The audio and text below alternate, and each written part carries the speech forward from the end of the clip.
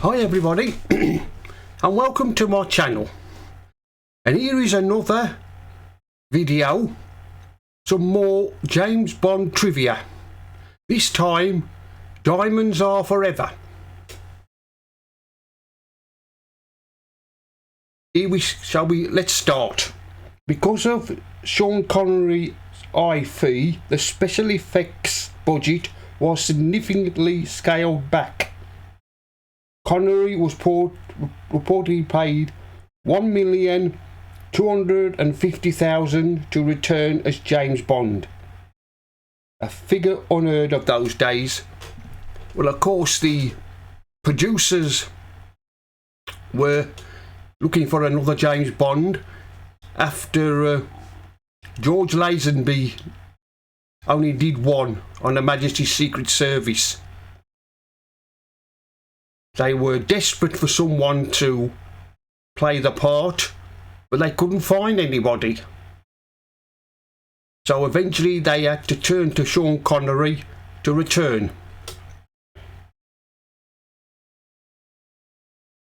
Mashed potatoes was used to replicate the consistency of the brown substance mud bath. That was the pre-credit sequence, so you know what the way they used. They used mashed potatoes featuring in the opening teaser, when the producers failed to take into account that after 24 hours and under all the hot lights, mashed potatoes emit an almost unbearable smell. Sean Connery made most of his time on location in Las Vegas. I didn't get any sleep at all. We shot every night. I caught all the shows, played golf all day, and over the weekend I collapsed. Boy, did I collapse. I was like a squirrel with legs. He also played the slot machines and once delayed a scene because he was collecting his winnings. During Bond's briefing with M at the beginning, Megan refuses to have Bond just been on holiday. M later quips how the service had managed during Bond's absence. There were inside jokes referring to Sean Connery's absence on Her Majesty's Secret Service. Reportedly, the final scene Sir Sean Connery filmed as Bond at the last of the official film franchise, one of which was an unconscious Bond loaded into a coffin at the funeral home. So Connery's last day of playing James Bond for Eon producers was Friday, August the 13th, 1971. Producer Albert R. Broccoli hated the line "Elementary, Dr. Leiter," which Bond says when we asked the locations of the diamonds concealed in a corpse. He thought no one would understand it. Referred to digestion at the premiere, two people in front row burst out laughing at the line. Broccoli quipped, "Big deal, they're doctors." Sean Connery dated Jill St. John and Lana Wood during production.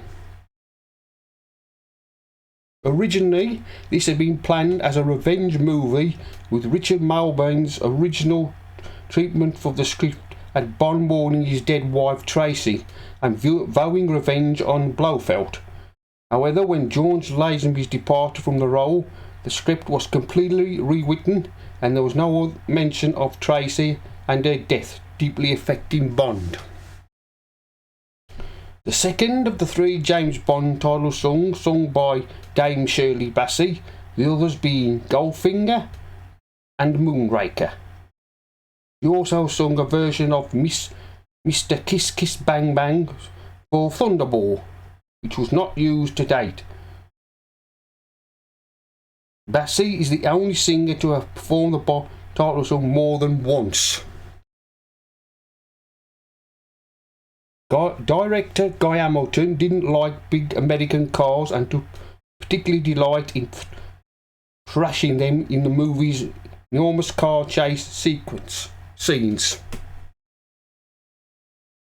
Bond's escape through a moon landing movie set refers to the popular conspiracy theory of the time that the real moon landings were faked.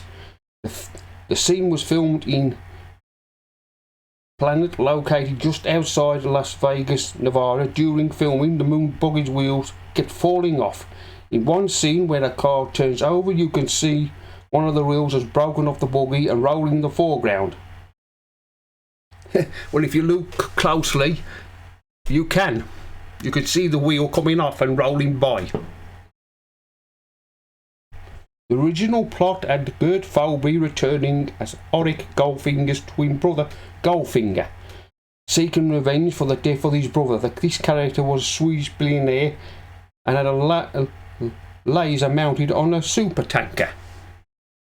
George Lazenby was asked to make a second Bond move, but declined due to lengthy and potential contract. Burt Reynolds was originally chosen to replace him, but was unavailable.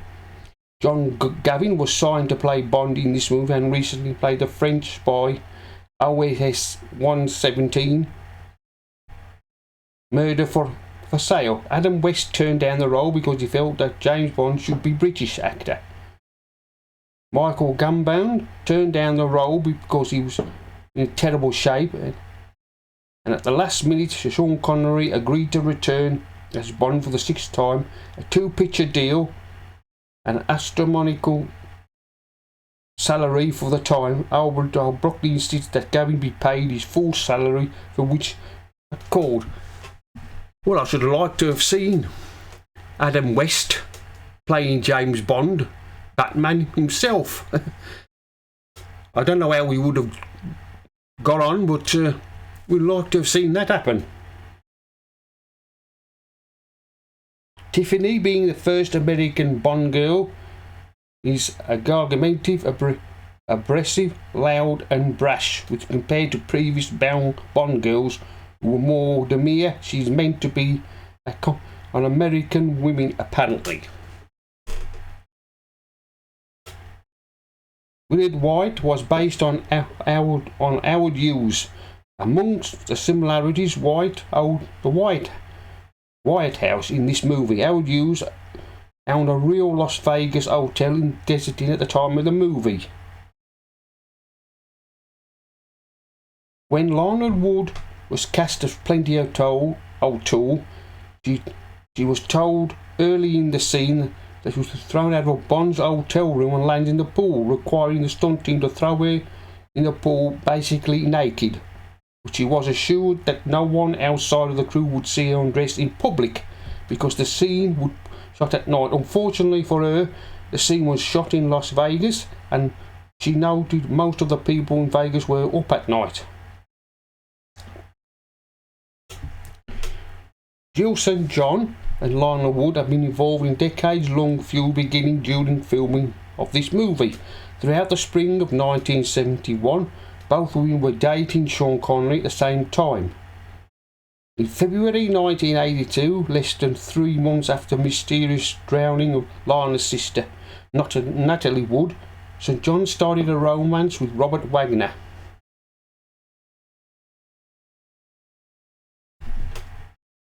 Producers Harry Saltzman and Albert R. Broccoli cast Lana Wood as Plenty O'Toole. After seeing her in the Playboy magazine, her voice was dubbed in the movie, and she's standing on a box for some of the scenes with Sean Connery because even in high heels she was too small to fit into the frame with him.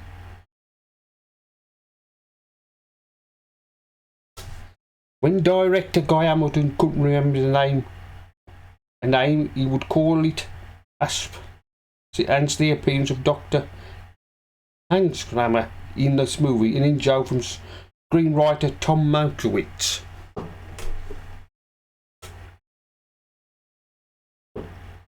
Tiffany Case was a blonde in the novel. In this movie she was a redhead. This is a address when Bond meets her. "Weren't you blonde when I came in?" Desmond Llewellyn confessed to the RPM controller that Q uses to cheat a slot machine, which was one of 007's gadget, which actually worked. Since the car chase in Las Vegas had many crashes, the filmmakers had a arrangement with Ford to use their vehicles. Ford's only demand that was so Sean Connery had to drive the 1971 Mustang Mach-1 that served Tiffany Case's car. The final Bond movie in which he was seen wearing a hat during the gun battle sequence when Sir Roger Moore took over the role in Live and Let Die. The sequence was filmed but with Moore without wearing a hat, a tradition that continued with every subsequent Bond movie.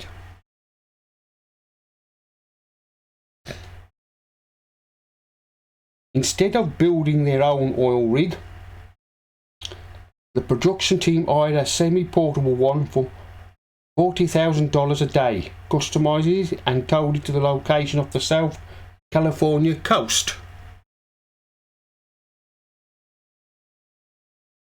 Charles Gray, Ernest Severo Blofeld, played a Bond ally called Henderson in You Only Live Twice.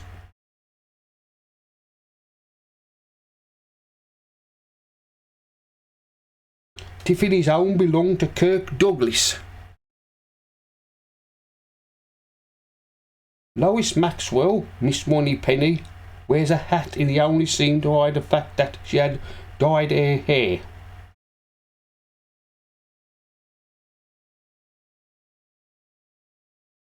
Bond is correct when he describes a Rothschild as a claret. It's officially in 1970. After the disappointing box office performance of Her Majesty's Secret Service in the US, although it was a hit in other parts of the world, the producers of this movie wanted to win back American audiences. This partly explains why the bulk of the film is set in the US, specifically Las Vegas, because much of the Ian Fleming source novel takes place in Las Vegas.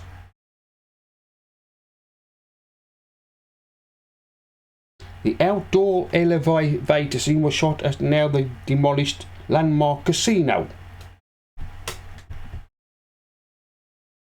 Upon release, the movie broke Hollywood's 3-day gross record. So Paul McCartney was the first choice to write the title song for this Bond movie, but did not happen until Live and Let Die. Actresses considered for the role of Tiffany Case included Raquel Welch, Jane Fonda and Faye Dunaway. Jill St. John had originally been offered the part of Plenty O'Toole, but landed the lead after impressing director Guy Hamilton during screen tests. Miss Moneypenny was almost recast for this movie as Lois Maxwell's agent had held out for more money.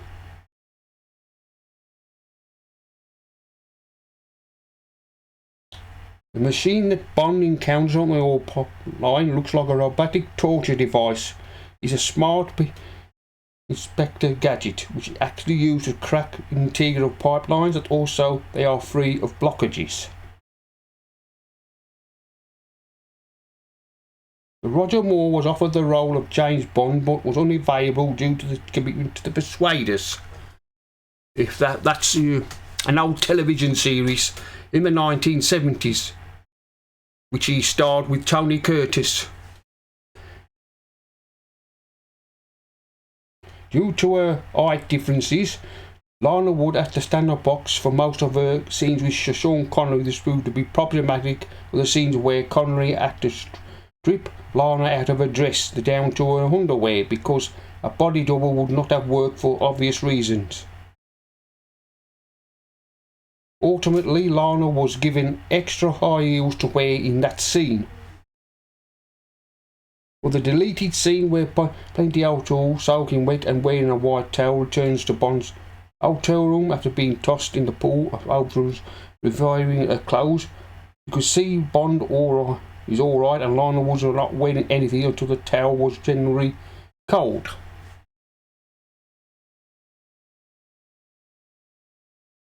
Despite being the main henchman of the movie, Mr. Wint and Mr. Kidd never share a scene with Blofeld.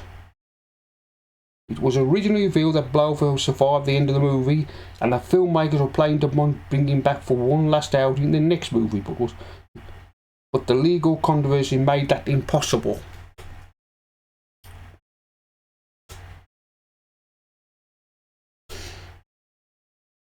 The Willard White kidnapping plot was based on a dream of producer Albert L. Broccoli. He is known Howard Hughes in Hollywood and dreamed he was going to meet his old friend in Las Vegas.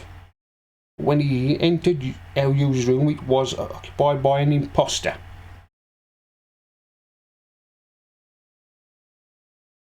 Mr. Wint originally killed Dr. Tyner by shoving the scorpion into his mouth.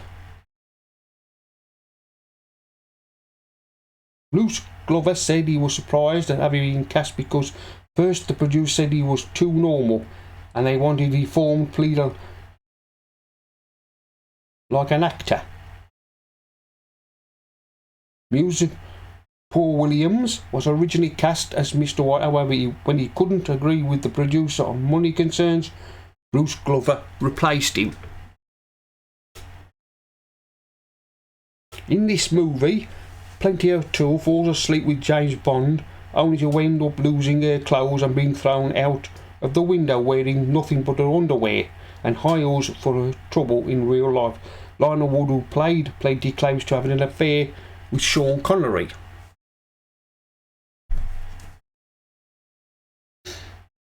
There is a jewellery shop in London named after Wint and Kidd. The alleyway car roll sequence was filmed in two locations. The entrance was a car park at Universal Studios, and the exit was Foreman Street, Las Vegas, where it was filmed over a 3-day period.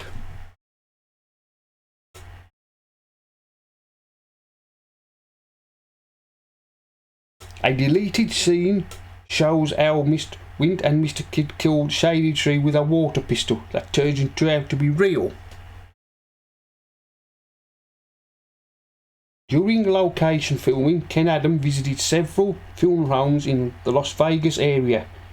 The inspiration behind the design of Slumber Mortuary that uses the deco furniture and Tiffany lamps came from these experiences.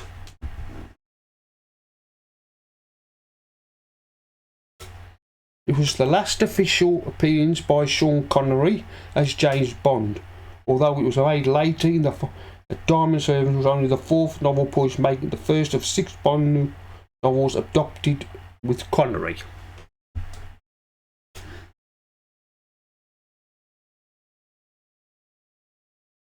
Mr. Wint, in fact, makes 2 slip-ups which raise James Bond's suspicions. A claret in red Bordeaux wine, something that a real wine steward would know of course, but before that he makes a major character in serving the wine to Bond, a silver saucer on the chain in, and the similar used to crack the wine open with bottle before serving. The practice has started dying out since that was released in 1971.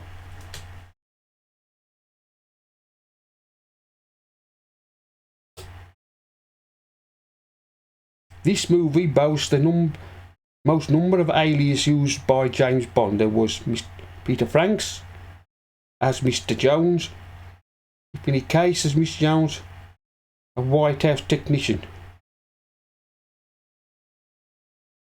Producer Harry Saltzman once said to strongly like the movie's theme song because its lyrics too suggestive, and Langley doubled in the end regarding the theme song was used in the assistance of producer Albert R. Broccoli.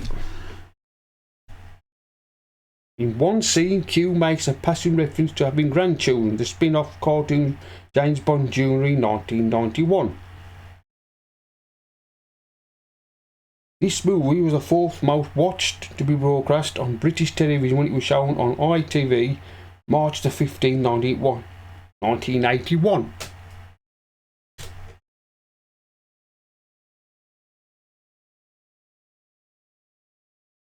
The final mention of Ernst Severin Blofeld is in Fleming's story with the start of filming Fleming's The Man with a Golden Gun.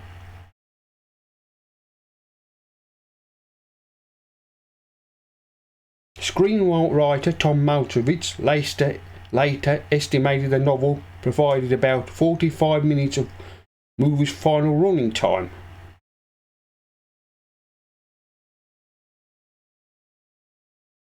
First Bond movie not to use the villain from a novel of the same name. This movie features Blofeld as the villain, whereas the novel's villains was Young brothers, although White and Kidd were both in the novel and the movie.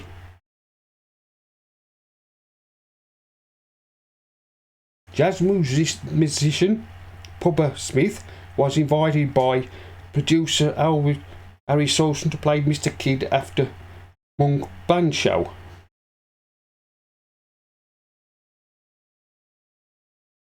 During shooting the period in Las Vegas, producer Albert R. Broccoli and wife Broccoli were sleeping in the hotel room with a suit one night when it was broken into.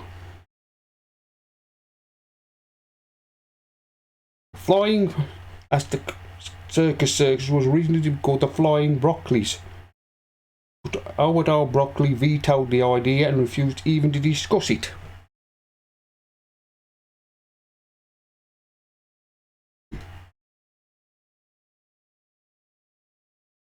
There was originally a comic code to the scene where Tiffany escapes the girl in a gorilla sideshow. Maxwell and his partner collide with the girl named in the original, which, come on guys, what the hell is this?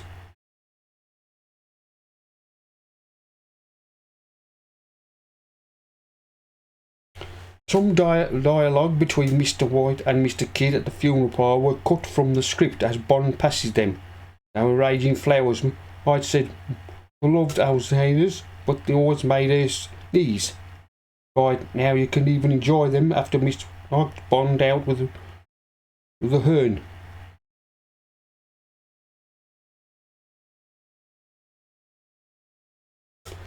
This is one of the few Bond movies that has one, which is Las Vegas, Nevada. In the only brief locations, such as Amsterdam, during the early part of the movie, Dr. No was mainly set in Jamaica.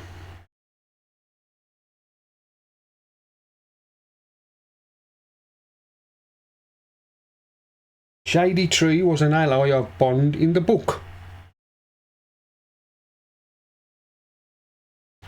The Blofeld double in the mud bath at the start of this movie is a reference to the novel in which one of Bond's diamond smugglers is killed in a mud bath.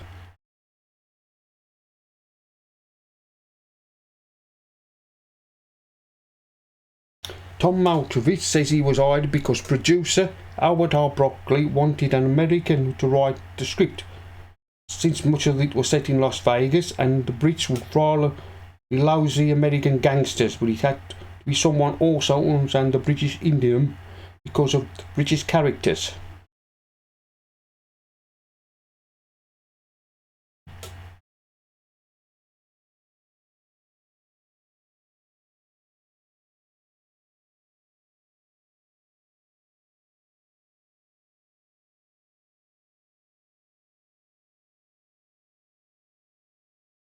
According to the documentary, Adam West was also offered the role of James Bond for this movie.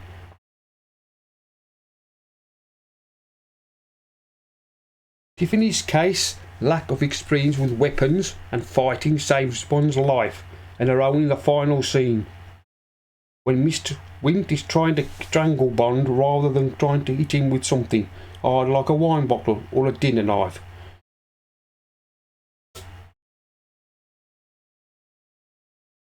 Jill St. John went on to marry Robert Wagner, who appeared in the Austin Powers film franchise.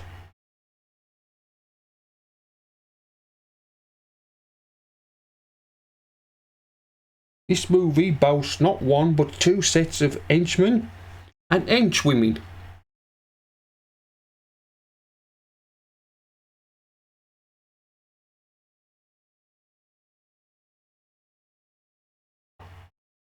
Actress Phyllis Davis said we cast her in the role of Plenty O'Toole, but suddenly changed their minds.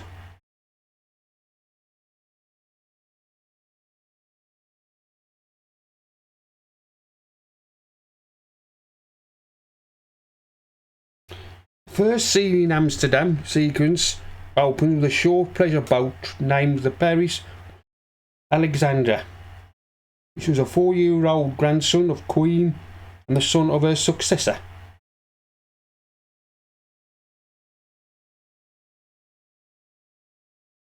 According to the CD track sound, the title song debuted in the UK charts on January the 15th, 1972. And it peaked at number 38 spot. It debuted in the US chart in January 9th, and it nearly picked number 57.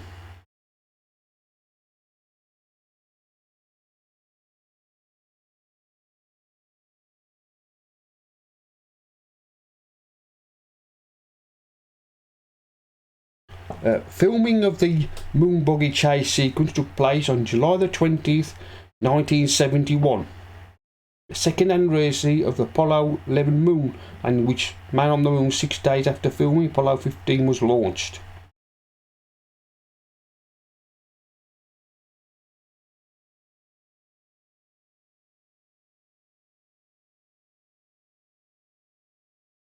Frank Finlay was one of the producers' choices to play Blofeld.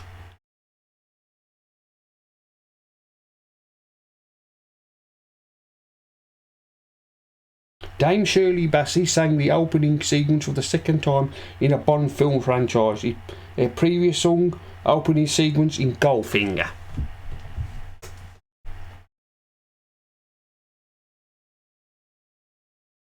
Tiffany calls Bond Superman. Guy Hamilton declined directing The Spy Who Loved Me in 1977 to direct Superman 1978. Although legal problems meant he had to drop out.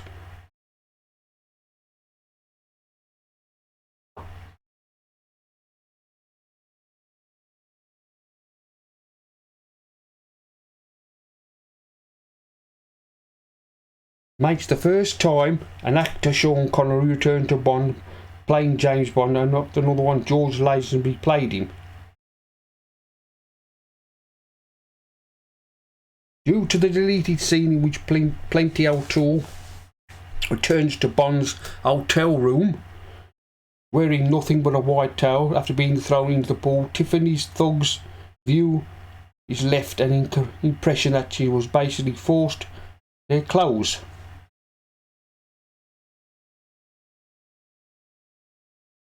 This was Felix Leiter's first appearance since Thunderball.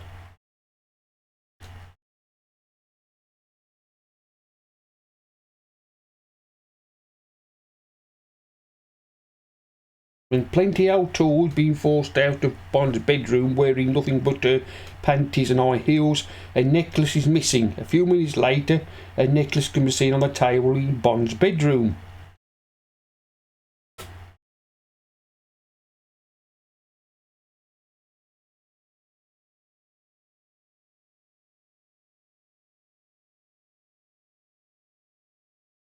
The treatment of Plenty O'Toole during the scene where she's caught by Tiffany's thugs were wearing nothing but her underwear and high heels had been interpreted by some fans criticised as having undertones and her sexual humiliation being played for laughs.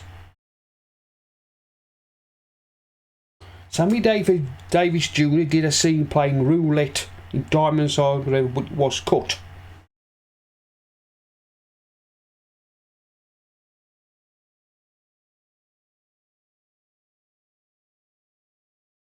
During filming of the scene where Plenty O'Toole is shown drowning in the pool, Arnold actually had her feet tied loosely in a cement block on the bottom. Crew members had to rope across the pool for her when she could lift her face out of the water and breathe between takes.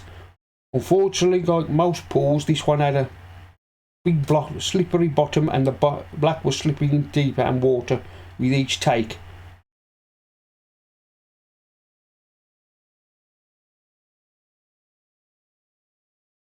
The climax was different in the original script. Mr. Wint and Mr. Kidd, disguised as waiters, try food to Bond and Tiffany's cabin. They send Bond to the ship's radio where a message from Willard White is apparently waiting for. Then an operator assured Bond no such message was being received. Meanwhile, Tiffany had been bound and gagged and tied to the bed. The killers then rigged up a scissor pot of boiling oil attached to her, and the bed had then the door to handle. When Bond opens the door, the current would cause the boiling water.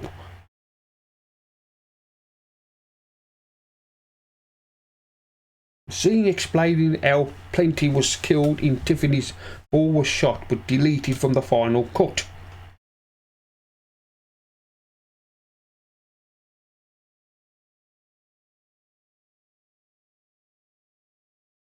Blofeld's death aboard the mini-sub was not how the sequence was originally intended to end. In the screenplay, Bond used a sub to escape, and Bond followed him with two eventually doing battle inside a diamond mine. The scene was never filmed. Well, that's the end of my Diamonds Are Whatever James Bond trivia. Like, comment and subscribe, and I'll see you all again in another video.